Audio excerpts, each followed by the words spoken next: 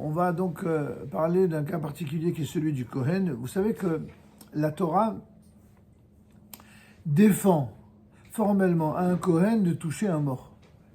Et même de se trouver avec lui sous un même toit.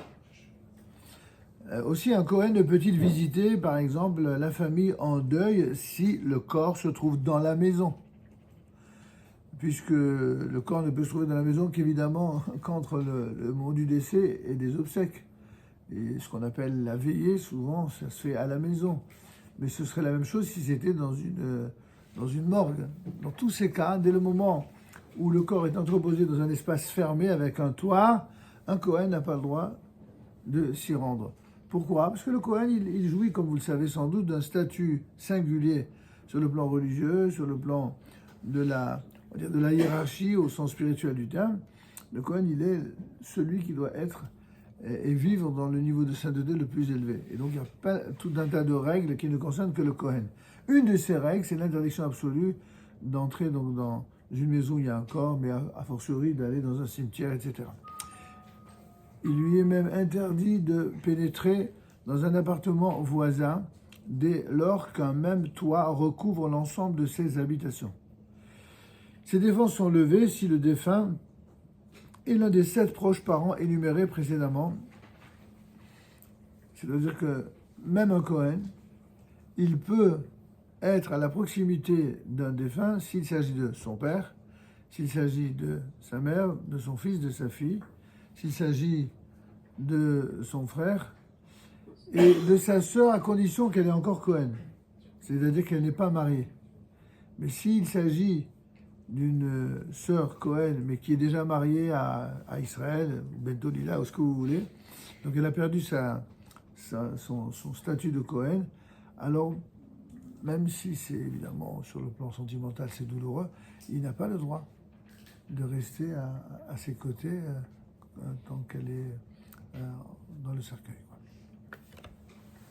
Ces défenses sont levées si le défunt est l'un des 7 de ses 7 proches parents, à l'exception de la sœur si elle était mariée. Je crois que c'est clair. Maintenant, le Kohen pourra alors rester à proximité du défunt, malgré tout, non pas trop loin, sa présence pouvant bien sûr être utile à ceux qui préparent et organisent la tahara, les obsèques. Donc on n'a pas dit qu'il fallait rester indifférent. Ce n'est pas parce qu'on n'est pas en dessous que du coup on est indifférent. Par exemple, ce qui arrive souvent quand un Kohen veut marquer son attachement à la famille ou à la personne défunte, c'est au lieu d'entrer dans le cimetière, il reste à 2 mètres de l'entrée du cimetière, tout simplement. Et tout le monde le voit, toute la famille voit que, ah oui, c'est vrai, toi tu es Kohen. Mais au moins, ça s'appelle faire un acte de présence, mais dans un sens très fort ici. Parce que c'est vrai, se déplacer pour ne rester que dehors, c'est pas, a priori, c'est pas top. Sauf que pour un Kohen, c'est son lot presque quotidien. Il a l'habitude, un Kohen, de ne pas rentrer au cimetière.